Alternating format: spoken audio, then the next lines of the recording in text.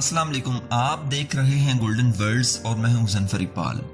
नाज़रीन, हम सब जानते हैं कि खाना काबा दुनिया भर के मुसलमानों के लिए मुकद्दस जगह है, लेकिन हम में से बहुत कम लोग जानते हैं कि इसकी तामीर के दौरान नजरानों की चोरी कैसे हुई और इसमें रहने वाले नाग को कैसे दबोच लिया गया।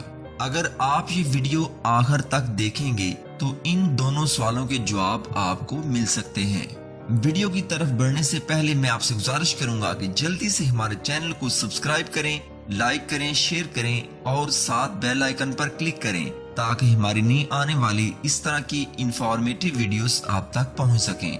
खाना काबा की तामीर नौ को अव्वलियत मिलने में कई बातों का दखल है। खाना काबा के वस्त में एक कुआं होता था। ज़ियारत के लिए आने वाले इस कुएं में अपने नजराने फेंक दिया करते थे। एक दफा किसी ने इस कुएं से कीमती अशिया चुरा ली। चोर को चोरी में इसलिए भी आसानी हुई कि काबा की दीवारें नीची भी थीं और कच्ची भी, उन पर कोई छत भी नहीं थी। बहुत ताकवदू करने के बाद चोर को पकड़ लिया गया।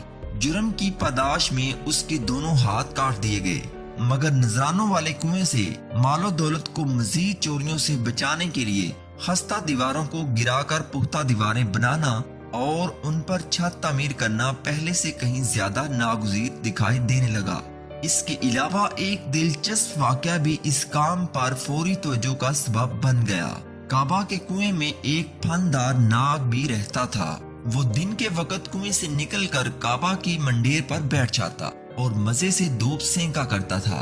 अगर कोई शख्स उसके नजदीक जाने की जिसारत करता तो वो फन फैलाकर खौफनाक फुनकार करता और डसने को लिपकता, जिससे सब लोग बाग खड़े होते।